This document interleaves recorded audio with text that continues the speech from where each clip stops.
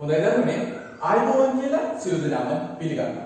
ඔන්න අපි මේ වීඩියෝවෙන් බලාපොරොත්තු වෙනවා ඔබ සමග රසායන විද්‍යාවේ හම්බ වෙන ලේසි කොටසක් සඳහා ප්‍රවේශය ලබා ගන්න. මොකක්ද මේ ලේසි කොටස? ඒ තමයි විද්‍යුත් රසායන. අපි කියන ඉලෙක්ට්‍රෝකෙමිස්ට්‍රි කියලා. කෙමිස්ට්‍රි වල තියෙන ඉලෙක්ට්‍රෝ පාර්ට් එක. ඒ කියන්නේ මොකද්ද? විද්‍යුතයට සම්බන්ධ වෙන රසායනය කොටස. අපි සලකා බලන්න යන්නේ. කිව්වා වගේ මේක දාපු ලේසි කොටසක්. හොඳයි. දැන් දරුවනේ අපි දන්නවා අපිට තියෙනවා භෞතික රසායනයේ ඒකක කීපයක්.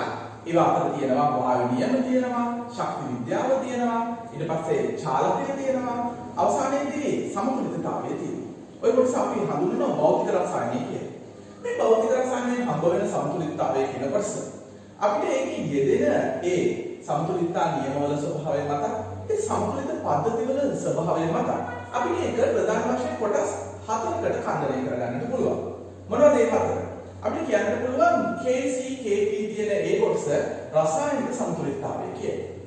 ඒ වගේමයි අයනික සමතුලිතතාවය කියලා වෙනම කොටසක් අපිට ශේෂ්ත්‍රයක් වෙන් කරගන්නට පුළුවන්. එතනදී අපිට හම්බ වෙනවා KSP ද්‍රව්‍යතා ගුණිතය. එතකොට Ka Kb දුබල අම්ල වල විഘടන නියතය, දුබල භස්ම වල විഘടන නියතය, ජලයේ විഘടන නියතය, Kw pH ආශ්‍රිත ඒකාණු කාරණා පද්ධති. එතකොට අපිට ඊළඟට හම්බ වෙනවා කලාප සමතුලිතතාවය. එතකොට ඒ කලාප සමතුලිතතාවය තුළ ඔබ අත්දකින්නට ඇති බ්‍රවුන්ගේ නියමය, ඊට පස්සේ ව්‍යාප්ති සංගුණකය, කුමාරාසනයේ මූලධර්ම ආශ්‍රිත ඒ සිද්ධාන්ත කොටස්. හොඳයි. එතකොට දරුවනේ මේ සමතුලිතතාවය හතරයි. කොටස් හතරයි කියලා මම කිව්වා. දැනටමත් අපි හොයාගත්ත රසායනික සමතුලිතතාව, ආණ්වික සමතුලිතතාව, කලාප සමතුලිතතාව කියනවා. මොකද අනිත් කොටස? අනිත් කොටස දරුවනේ ඉලෙක්ට්‍රෝඩ පිළිබඳව වෙන සමතුලිතතාවය. ඉලෙක්ට්‍රෝඩ සමතුලිතතාවය තමයි අනිත් කොටස. මේ ඉලෙක්ට්‍රෝඩ සමතුලිතතාවය ආශ්‍රයෙන් තමයි අපි මේ කරුණු කාරණා ගොනු කරන්නට යන්නේ. අපි දේවල් ඉගෙන ගන්නට යන්නේ මේ විද්‍යුත් රසායනික අපි කියන විද්‍යුත් රසායනය තුල. එහෙම නැත්නම් ඉලෙක්ට්‍රෝකෙමිස්ට්‍රි තුල. හොඳයි. දැන් අපි බලමු මොකක්ද ඉලෙක්ට්‍රෝඩයක් කියන්නේ කියලා. ඔබ දන්නවද මොකක්ද ඉලෙක්ට්‍රෝඩයක් කියන්නේ කියලා? ඒක හරිම සරලව අපිට මෙහෙම කියන්න පුළුවන්. ඔබ ලෝහයක් ගන්න. ඒ ලෝහයේ එක්කේ ඒ ලෝහයට අනුරූප කැටයන තියෙන ජලීය ද්‍රාවණයක ගිල්ලන්න ඔබට ලැබෙනවා ඉලෙක්ට්‍රෝන. දැන් ඒක සරලව මම කියන්නේ. ඔබ දරුවනේ ලෝහයක් අපි ලෝහයක් හදගන්න. අපි ගමුකෝ සිංක්. ඔබ සිංක් ලෝහය ගන්න. ඒක ගන්න අවස්ථාවක් තියෙන්නේ. ඔබ ගිල්ලන්නේ ඒක ජලීය ද්‍රාවණයක. හැබැයි මේ ජලීය ද්‍රාවණයේ තියෙනවා නම් Cin2+ ජලීය අයන. ඔබ කොහොමද Cin2+ ජලීය අයන සපයා ගන්න?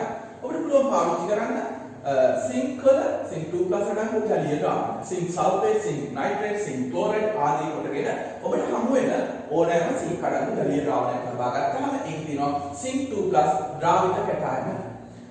ඒ ද්‍රාවිත කැටයන තියෙන ද්‍රාවණයක මේ ලෝහය ගිල්ලුවාම මොකක්ද ඔබට අත්විඳින්නට ලැබෙන්නේ? ඇත්තටම මෙන්න මෙහෙම දෙයක් වෙනවා. දැන් මේ ලෝහය තුල දරුවනේ තියෙන ලෝහක බන්ධන. ලෝහක බන්ධන වල ස්වභාවය ඔබ බැලුවම ඔබ දන්නවා මේ ලෝහක බන්ධන ඉලෙක්ට්‍රෝන ජලාශාක්තිය නැත්නම් ඉලෙක්ට්‍රෝන බලාකෘතිය වගේ පැහැදිලි කරනවා. ලෝහ වලින් ඉලෙක්ට්‍රෝන ටික කරලා හැදෙන ඉලෙක්ට්‍රෝන ජලාශය තුල ගිලිච්ච කැටයන විදිහට තමයි මේ ලෝහක බන්ධන තියෙන්නේ, පිළියෙල වෙලා තියෙන්නේ. මේ ලෝහ දැල්සක් පිළියෙල වෙලා තියෙන්නේ. හොඳයි. කොහොම වුණත් මේ ලෝහය තුල ලෝහ පරමාණු හුඟක් තනින් එකිනෙකට පැක් වෙලා ඇසිරිලා ඉන්නවා. මේකේ මේ ලෝහ පරමාණු මේ ලෝහක බන්ධන සාධමින් මේක තුල ඉන්නවා පැක් වෙලා ඇසිරිලා. එතකොට දරුවනේ මේ ද්‍රාවණයට මේක ගිල්ලුවාම මේ ද්‍රාවණය තුල ඔබ සරමින් සචල අයන තියෙනවා. මේ සචල අයන තියෙන්නේ ඔබ දන්නවා සචල අයන කියලා කිව්වහම Cin2+ මේකට අදාළ වෙනවා. මේ Cin2+ ජලීය අයන කියලා කිව්වහම එතනින් අදහස් වෙන්නේ Cin2+ කැටයනයේ වටේ අර ජලාණු වල තියෙන සුළු රින වීරව වට වෙලා හදනවා ජල ගෝලයක්. අපි ඒක කියන හයිඩ්‍රොස්ෆියර් එකක් කියලා. එහෙම ජල ගෝල විශාල ප්‍රමාණයක් හදපු Cin2+ ජලීය අයන ඉන්නවා. ඔක නෙවෙයි. හරි. දැන් දරුවනේ මේ ලෝහය ගිල්ලුවාම මේක තුලට මේ ලෝහය අපිනවා මගේ කැටයන Cin2+ කැටයන අර නිදහසේ ඉන්න අර මාධ්‍ය. අපි කියමුකෝ ඒක නිදහස් මාධ්‍ය. විරල මාධ්‍යයක් විදිහට අපි නිකන් කියමු. හරි නිදහස් මාධ්‍ය. මම මේකේ හුඟක් කලින් පැක් වෙලා ඉන්නවා. එතකොට සමහර සිංක් පරමාණු කල්පනා කරනවා මමත් යන්න ඕනේ ද්‍රාවණය තුලට. මම ද්‍රාවණය තුලට යනවා කියලා ඒගොල්ලෝ කල්පනා කළා. ඒගොල්ලෝ මේ සිංක් ඝනය යනවා ද්‍රාවණය තුලට. සිංක් 2+ අයන තමයි. ජලීය අයන තමයි ඒකට පිළියෙල වෙන්නේ. හැබැයි මෙතන තියෙන්නේ මේ පරමාණු මෙතන අයන. ඒකට මෙතන දරුවනේ ඉලෙක්ට්‍රෝන දෙකක් පිට කරන්න ඕන.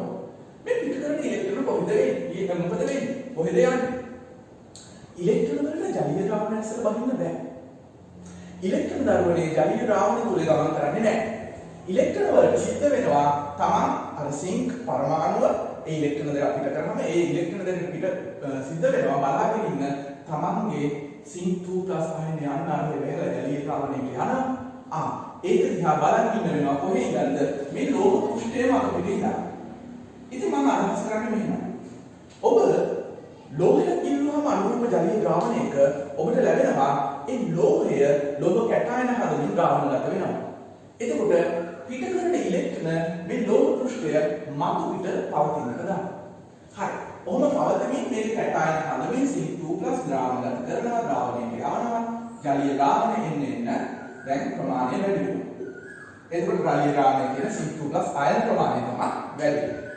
දැන් මේ පෘෂ්ඨය මත පිට ඉන්න ඉලෙක්ට්‍රෝන එන්න ගොඩ නැගෙනවා. වැඩි වෙනවා. ඉලෙක්ට්‍රෝන වලට ඍණාරෝපණයනේ. හොඳයි. ඉලෙක්ට්‍රෝන පෘෂ්ඨය මත පිට වෙලා බලාගෙන ඉන්නවා. අර ඉන්නේ අයන. එතකොට මෙහා ඍණාරෝපණ. මේ ඍණාරෝපණ වලට අර අයන ආශක්ත වෙනවා, ආකර්ෂණය වෙනවා. ලෝකේ තියෙන ඉතින් එකම එක ආකර්ෂණයයි. ඒ ධන ඍණ. එහෙම නැත්නම් විරුද්ධාරෝපිත අංශ අතර ඇතිවන ආකර්ෂණයනේ. ඒක ඔබ දන්නවා කියලා මම හිතනවා. හරි.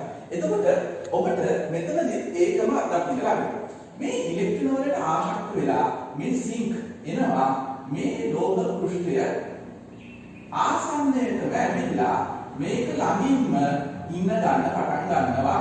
එතකොට අපිට දැන් මේ අයන ස්තරයක් සහ ඒ පෘෂ්ඨය මත පිට තියෙන ඉලෙක්ට්‍රෝන දෙන්න වැඩි වෙනවා. මේක සිද්ධ වෙන මේ ඉලෙක්ට්‍රෝන ප්‍රමාණය වැඩි වෙලා දැන් පෘෂ්ඨය මත පිට ඉලෙක්ට්‍රෝන ගොඩක් තියෙනවා. සහ ජලීය ද්‍රාවණය තුල ලෝහ කැටයන තියෙනවා. එතකොට මෙන්න මෙහෙම දෙයක් වෙනවා. මේ දෙක අතර දැන් තියෙන ආකර්ෂණය. මේ ආකර්ෂණයෙන් හින්දා මේ ස්තර දෙකක් තියෙනවා. මේකේ අතර විභව අන්තරයක් පිළියෙල වෙනවා. විද්‍යුත් විභව අන්තරයක්. දැන් ගන්නකොනේ සමහර කැටයන වලට ඉවස ගන්නම බැරි තැන මේ කැටයන ජලීය ද්‍රාවණයේ කැටයන අර පෘෂ්ඨය මත පිට ඉලෙක්ට්‍රෝන දෙකක් උතාරින පෘෂ්ඨය මත පිටම ගිහිල්ලා ඉන්න ගන්නවා. ජලීය ද්‍රාවණයේ සමහර කැටයන කල්පනා කරනවා මම ගිහිල්ලා ලෝහේ පදිංචි වෙනවා කියලා. එයා පෘෂ්ඨයේ මත පිටින් ඉලෙක්ට්‍රෝන දෙකක් අරගෙන ආපහු ගිහිල්ලා ලෝහයේ තැන්පත් වෙනවා. හරි. මෙන්න දැන් ලෝහය ඉලෙක්ට්‍රෝන පිට කරලා ලෝහ කැටයන හදලා ඒක මෙන්න මෙහෙම යන ප්‍රතික්‍රියාවක් සමගම ලෝහ කැටයන පෘෂ්ඨයේ මත පිටින් ඉලෙක්ට්‍රෝන ලබාගෙන නැවත ලෝහය බවට පත් වෙන යටි ප්‍රතික්‍රියාවක් සිදු වෙනවා. මේක දක්වන්නේ බැලුවට පේනවා දෙපැත්තට සිදු වෙන ප්‍රතික්‍රියාවක් කියලා. දෙපැත්තට සිදු වෙන ප්‍රතික්‍රියාවක් කියන්නේ ප්‍රතිවර්ත ප්‍රතික්‍රියාවක් කියලා. එහෙනම් මට මේ ප්‍රතිවර්තය පෙන්වන්න පුළුවන් වෙන මේක ප්‍රතිවර්තයක්. එතකොට ජලීය අයන සමග මේ ලෝහය ප්‍රතිවර්ත ප්‍රතික්‍රියාවක් පෙන්වන්න ගන්න. ඔන්න ඕක තමයි ඇත්තටම වෙන්නේ. ඔබ ලෝහය එහි අනුරූප ජලීය අයන තියෙන ද්‍රාවණයකට ගිල්ලුවාම ඉදිරි ප්‍රතික්‍රියාවක් වෙන්න ගන්නවා, තව ටිකකින් ආපසු ප්‍රතික්‍රියාවක් වෙන්න ගන්නවා. මේක දැන් බැලුවලට ප්‍රතිවර්ත ප්‍රතික්‍රියාවක්. දරුවනේ අපි මේ ඒකකේ පුරාවට භෞතික රසායනයේ තියෙන මේ ඒකකේ මොකද? සමතුලිතතා ඒකකේ. සමතුලිතතාව කියන ඒකකේ. පුරාවටම කතා කරන්නේ ප්‍රතිවර්ත ප්‍රතික්‍රියා වල වේග සමාන තත්වයකට ඒම ගැන නේද? ඒ කියන්නේ සමතුලිතතාවයකට ඒම ගැන නේද? එතකොට ඒ විදිහටම මේ ප්‍රතිවර්තයක් සමතුලිතතාවයකට එනවා.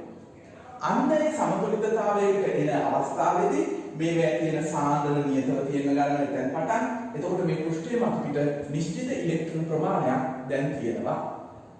සාමාන්‍යයෙන් ඔබ කොහොමද දන්නවා ලෝහයක ලෝහක බන්ධන තියෙන හින්දා ඉලෙක්ට්‍රෝන බලාවක් සාගක් තියෙනවා. එතකොට එතනත් ඉලෙක්ට්‍රෝන තියෙනවා සචල ඉලෙක්ට්‍රෝන. නමුත් මේක ඊට වැඩිපුර කාරණයක්. මෙතනදී දරුවනේ සාමාන්‍ය ලෝහයක තියෙන ඒ ලෝහ දැක්සක තියෙන ඉලෙක්ට්‍රෝන ප්‍රමාණය ලබා දීලා තියෙන ඇතුළෙම ඉන්න කැටයන. ඒකින්ද ඒව නැවත ඒ කැටයන වලටම අයිති වෙනවා. නමුත් මෙතනදී දරුවනේ මේ ලෝහ පෘෂ්ඨය මේ ලෝහයේ මත පෘෂ්ඨය මත තියෙන ඉලෙක්ට්‍රෝන විශාල ප්‍රමාණයක්. ඒවා අර කියන කැටයන වලටත් අයිති නැති අතිරික්ත ඉලෙක්ට්‍රෝන ප්‍රමාණයක්. මේ සමතුලිත අවස්ථාව. ඇත්තට මේ ඉලෙක්ට්‍රෝන අර ද්‍රාවණගත වෙච්ච කැටයන වලට අයිති. එහෙනම් ද්‍රාවණගත වෙච්ච කැටයන නිසා තමයි මේ ඉලෙක්ට්‍රෝන පිළියෙල වෙලා තියෙන්නේ මෙතන. මේ ඉලෙක්ට්‍රෝන බලාගෙන ඉන්නවා මේ පෘෂ්ඨය මත පිටට වෙලා. අර ද්‍රාවණයේ තියෙන තමන්ට ආයේ කැටායන අයියෝ කියන්නේ ද්‍රාවණයට. ඒ කැටායන දිහා බලාගෙන ඉන්නවා. එතකොට මේ අතිරික්ත ඉලෙක්ට්‍රෝන ප්‍රමාණයක් ගොඩ නැගිලා තියෙනවා ලැබිලා තියෙනවා. මෙන්න මේක විශේෂ තත්ත්වය.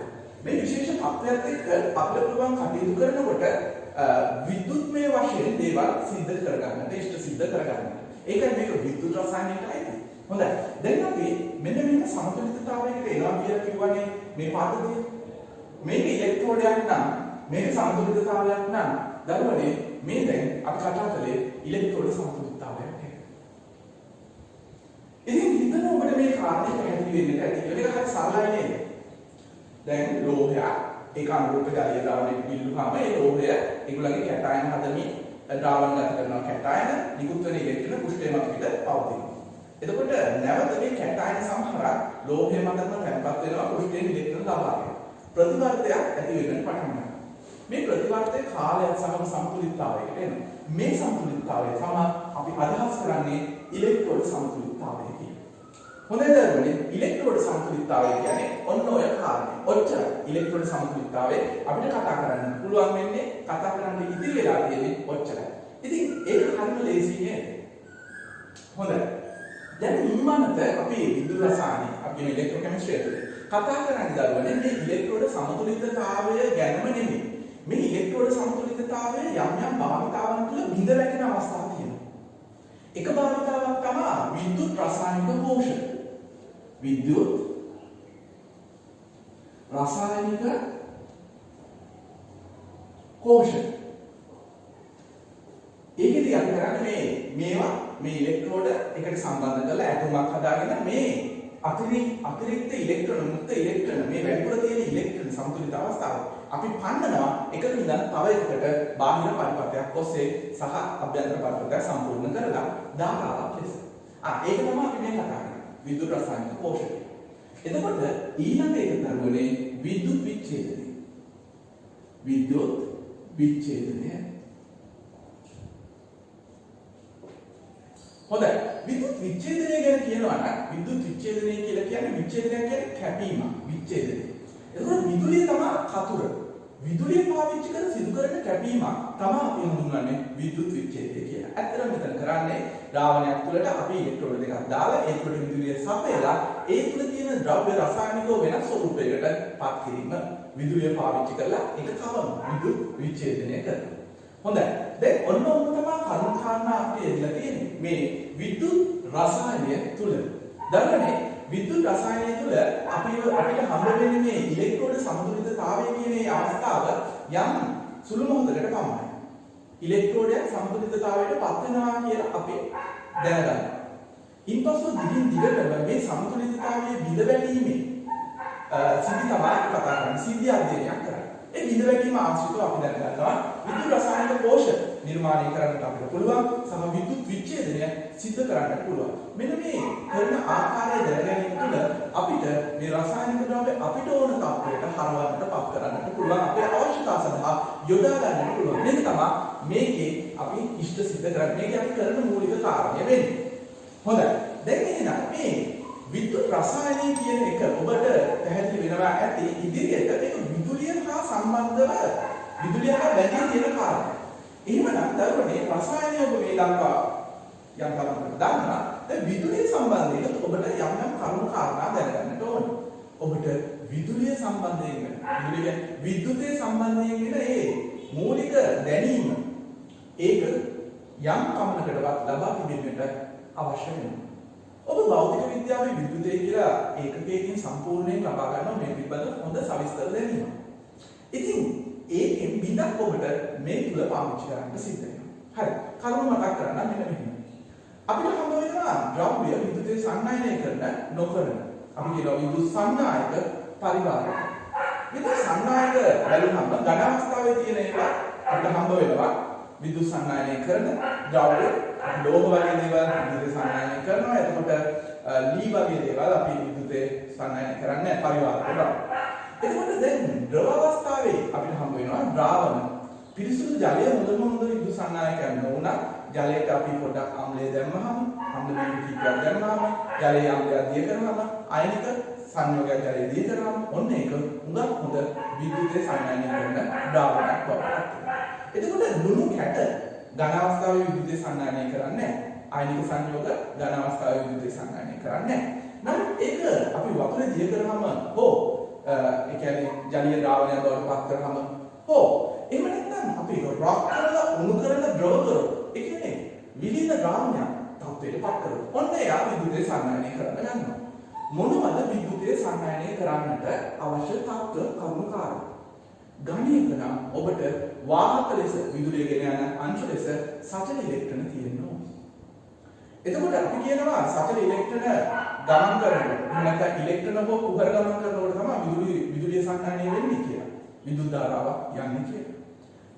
ද්‍රාවණයක නම් ද්‍රවයක නම් ඔබට සචල අයන තියෙන්නට අවශ්‍ය වෙනවා මේ විදුලිය සංඥානය කරන්න. හොඳයි. ඒ කාර්යය පැහැදිලි වෙන්නට ඇති කියලා. ඊළඟ කාරණා. විදුලිය ගමන් කරන්න නම් පරිපථයක් සම්පූර්ණ වෙලා තියෙනවා. පරිපථය සම්පූර්ණ නැත්නම් මේ විදුලිය ගමන් කරන්නේ නැහැ. දැන් දරුවනේ ඔබ දැක්ක පොඩ්ඩකට කලින් මම කිව්වා ඔබට පිරිසුදු ජලය තරම්ම හොඳ විද්‍යුත් සංඥායක ද්‍රාවණයක් නෙමෙයි කියලා. ඒකට හේතුව අයන අඩුකම, මදකම. නමුත් මේකට අයනික ද්‍රව්‍ය දිය කරලා අපිට විද්‍යුත් සංඥායකතාවයට පත් කරන්න පුළුවන්. මේ දිය කරන ද්‍රව්‍ය මොන වගේ දෙයක් වෙන්න පුළුවන්? අපි තෝරගන්නේ කොහොමද? දරුවනේ අපි යම් අයනික ධනයක් තෝරගෙන මේක කරගන්න පුළුවන්. ඒ කරද්දී අපි හිතමු NaCl වතුර දිය කරාම මේකේ විද්‍යුත් සංඥායකතාව උගාම හොඳ වෙනවා. කොහොමද ඒක වෙන්නේ? මේ ඝනය දිය කරාම අපිට ජලීය අයන ලැබෙනවා. ජලීය අයන ලැබෙනවා. එතකොට මේ ජලීය අයන විදුලිය වාහක අංශ ලෙස ක්‍රියා කරන විද්‍යුත් සංඥායකතාවයට හේතු වෙනවා. හොඳයි. එතකොට අපිට පුළුවන් තේරුම් ගන්නට සමහර අපි දිය කරන ද්‍රව්‍ය වලින් හොඳටම වාහක අංශ දෙනවා. ඔබ NaCl එක මවුලයක් දිය කරොත් ඔබට Na+ එක මවුලයක් සහ Cl- එක මවුලයක් ලැබීම ලැබෙනවා. ඔබේ අවශ්‍යතාවය තෘප්ත වෙනවා. ඒක හොඳ විදුලි සංඥායක කරන ද්‍රව්‍යයක් බවට පත් වෙනවා. නමුත් තවත් සමහර අවස්ථාවල ඔබ ඇසිටික් අම්ලයේ මවුලයක් දිය කරා කියලා හිතන්න. එතකොට එයා සම්පූර්ණයෙන්ම කැඩෙන්නේ නැහැ. එයා කැඩෙන්නේ ස්වල්ප වශයෙන්. ඔබට අයන ලැබෙනවා තමයි සම්පූර්ණයෙන් ඔබ භාවිත කරන මවුල ප්‍රමාණයට සමාන මවුල ප්‍රමාණ වලින් ඒ අයන ලැබෙන්නේ නැහැ. මේ එහෙමනම් විද්‍යුත් සංඥායකතාව ඇති කරවන්නට ඔබ දිය කරන්නට පෙළඹෙන ඒ ද්‍රව්‍ය අපිට වර්ග දෙකකට වෙන් කරන්න පුළුවන්. ප්‍රබල විද්‍යුත් විච්ඡේදය, දුබල විද්‍යුත් විච්ඡේදය. එතකොට සමහර ද්‍රව්‍ය ඔබට ඒ විද්‍යුත් වාහක අංශු එයාගේ සම්පූර්ණ ප්‍රමාණයෙන්ම ලබා දෙනවා. එහෙම වෙලාවට අපි කියනවා එයාට ප්‍රබල විද්‍යුත් විච්ඡේදයක් කියලා. සමහර වෙලාවට ඒගොල්ලෝ දෙන්නේ චුට්ටයි. ඒගොල්ලෝ ඉන්න ප්‍රමාණයම දෙන්නේ. අපි ඒක කියනවා දුබල විද්‍යුත් විච්ඡේදයක් කියලා. ඔබ හිතන්නේ ග්ලූකෝස් වගේ දෙයක් එයා වතුර දිය කරා කියලා අයන ලැබෙන්නේ නැහැ. එහෙම නම් එයා විද්‍යුත් සංඥායකතාවයට දායක වෙන්න හේතු වෙන්නේ නැහැ. එහෙම ඒවට අපි කියනවා විද්‍යුත් අවිච්ඡේදය කියලා. එහෙනම් ඔබ ද්‍රාවණයක එහෙම නැත්නම් ද්‍රාවකයක දිය කරන ද්‍රව්‍යයක් සම්බන්ධයෙන් සලකනකොට ඒ ද්‍රව්‍ය දිය කරලා ඔබ විද්‍යුත් සංඥායකතාවය අපේක්ෂා කරනවා නම් ඒ අපේක්ෂා කරන ප්‍රමාණය තෘප්ත වෙනවා නම් ඒ තෘප්ත වෙන තරම මත ඔබට කියන්න පුළුවන් ඔවුන් ප්‍රබල විද්‍යුත් විච්ඡේදය, දුබල විද්‍යුත් විච්ඡේදය සහ විද්‍යුත් අවිච්ඡේදය කියලා. හොඳයි. කරුණු පැහැදිලි වෙනවා ඈ. හරි. දරුවනේ දැන් මෙන්න මේක දෙයක් තියෙනවා. දැන් අපිට විද්‍යුත් සංඥායකතාව කියලා ගැන කතා කරන්න පුළුවන් දෙයක් නේද? ඔබ ඒ භෞතික විද්‍යාවේ විද්‍යුතයේ ඒ මාතෘකාව යටතේ මේක ඉගෙන ගන්නවා. විද්‍යුත් සංඥායකතාවයේ තියෙන බාධකය තමයි ප්‍රතිරෝධය. විද්‍යුත් ප්‍රතිරෝධය. ඒතකොට සංඥායකතාව කියන්නේ ප්‍රතිරෝධයේ පරස්පරයි. ඒ කියන්නේ එකයට ප්‍රතිරෝධය තමයි සංඥායකතාව කියලා කියන්නේ. මෙතනදී ඒ කාරණේ එහෙම තමයි. විද්‍යුත් සංඥායකතාව කියලා කියන්නේ ජලීය ද්‍රාවණවල උනත් ධනවල උනත් එකයට ප්‍රතිරෝධය. ඒ කියන්නේ ප්‍රතිරෝධයේ පරස්පරය තමයි සංඥායකතාව කියලා කියන්නේ. දැන් ප්‍රතිරෝධය දක්වන ප්‍රතිරෝධය කියන එක ඔබ දකිනවා මොකක් හරි සංඥායක කම්බියක් තුලින් ඒ ප්‍රතිරෝධය කියන එක වැඩිමේ කම්බියේ දිග වැඩි වෙනවා. කම්බියේ දිග වැඩි වෙනවා. ඒ හරස්කඩ වර්ගඵලය අඩු වෙන තරමට ප්‍රතිරෝධය වැඩි, හරස්කඩ වර්ගඵලය වැඩි වෙන තරමට ප්‍රතිරෝධය අඩු. මෙන්න මේකෙන් අපි දකිනවා මේ ප්‍රතිරෝධය අනුලෝම සමානුපාතිකයි සංඥායක කම්බියේ දිග සහ ප්‍රතිලෝම සමානුපාතිකයි හරස්කඩ වර්ගඵලය. ඒක අපි කැපිටල් A වලින්ම සංකේතවත් කරමු. එහෙම එතකොට මෙහෙම සමානුපාතිකයක් අපි දකිනවා. ඉතින් මේ ඒකක ප්‍රතිරෝධ ප්‍රමාණයක් ගැන අපිට කල්පනා කරන්න පුළුවන් මේ සමානුපාතිකත්වයේ නියතය අපි හඳුන්වනවා රෝ කියන අකුර තියෙනවා. එතකොට අපිට කියන්නත් පුළුවන් දිගට සහ දිගට අනුලෝමව පරස්පර වර්ගඵලයට ප්‍රතිලෝමව මේ ප්‍රතිරෝධය රඳාපවතිනවා. එතකොට ප්‍රතිරෝධකතාව කියලා අපිට මේක හඳුන්වන්නට පුළුවන් මොකද සමානුපාතිකත්වයේ නේද. එතකොට දරුවනේ අපිට මේ ප්‍රතිරෝධය සම්බන්ධයෙන් ප්‍රතිරෝධකතාව ලෙස හැඳින්වෙන යෙදුමක් ලබා ගන්න පුළුවන්. එතකොට මෙන්න මෙහෙම අපි මේ දිග ඒකක දිගක් ගන්න එක කරමු මේ L. එතකොට එකයි.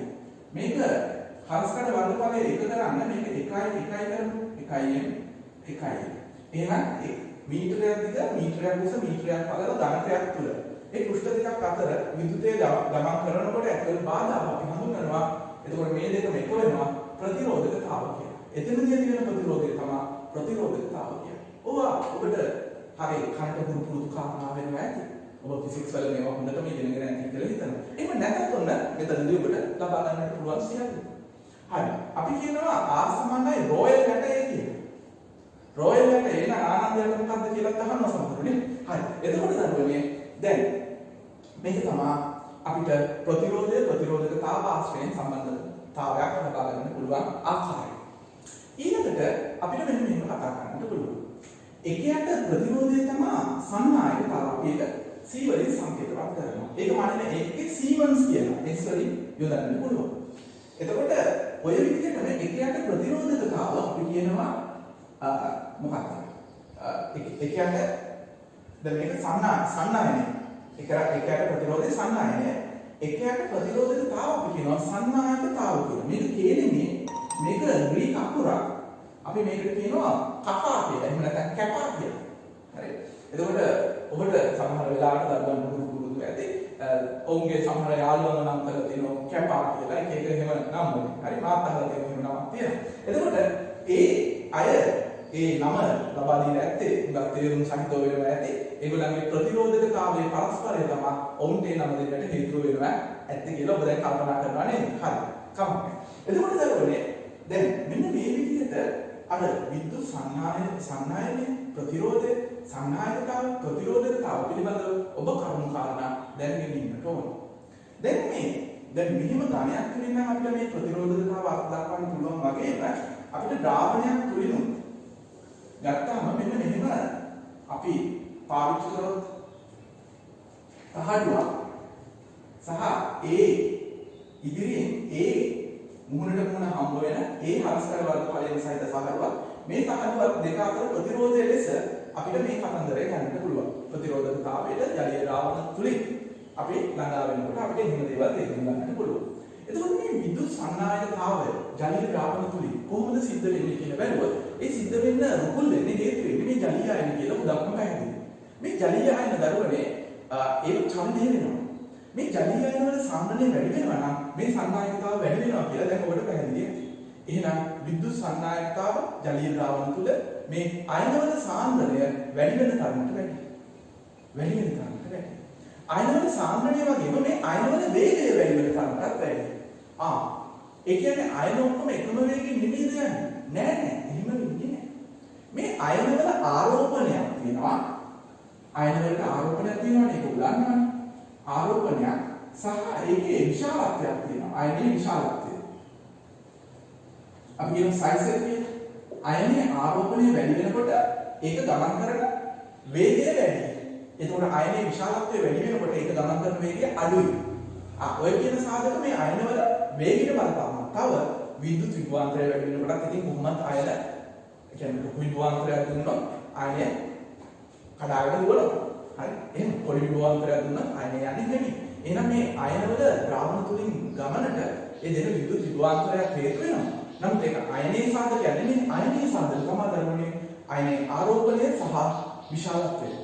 ඒ වගේමයි අපි මේ ද්‍රාවණය රත් කරාම අපිට මේකේ විද්‍යුත් සන්නායකතාව ඉහළ යනවා දැක ගන්න පුළුවන්. දැන් දරුවනේ ඕක ටිකක් සන්නායකවලදී වෙනස් විදිහට ඝනවලදී යෙදෙන්නේ. මොකද ලක් කරන ප්‍රතිරෝධය වැඩි වෙනවානේ. නමුත් මෙතනදී ජලීය ද්‍රාවණ තුළ රත් කිරීම තුළ මේක චලනය. අයන වල චලනය මොබිලිටි එක වැඩි වෙනවා. මේ චලනය වැඩි වෙනවාම ඒගොල්ලන් විද්‍යුත් සන්නායනය කිරීමේ හැකියාව වැඩි වෙනවා. එහෙනම් වැඩි කරන සෑම සෙල්සියස් අංශකයකටම සාමාන්‍යයෙන් 100%කින් වැඩි වෙනවා මේ විද්‍යුත් සන්නායකතාව ද්‍රාවණය තුළ. ඉතින් ඔන්න ඔය කියන කරුණු කාරණා සුළු දේවල් ඔබ විසින් දැනගෙන ඉන්නවා. අයනේ සයිස් එක විශාලත්වය ගත්තම අයනේ ආරෝපණය වලට තේරුම් ගන්න පුළුවන්. ධන 1 ධන 2 ධන 3 ආදී ලෙස ආරෝපණය තියෙනවා.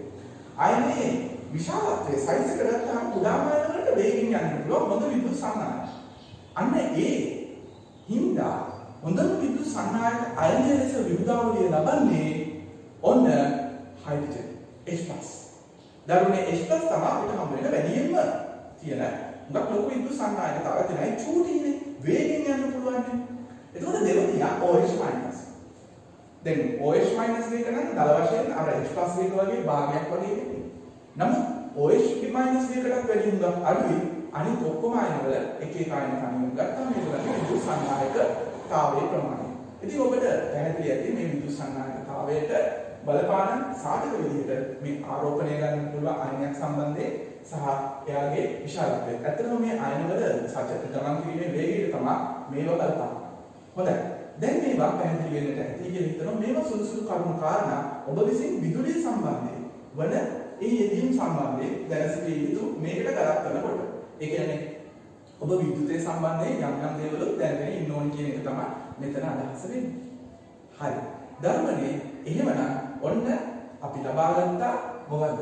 විද්‍යුත් රසායනයේ ප්‍රවේශය. අපි ඊළඟ වීඩියෝවෙන් බලාපොරොත්තු වෙන ඔබව ගෙනියන්න ඒ විද්‍යුත් විච්ඡේදන ලෝකය වෙත.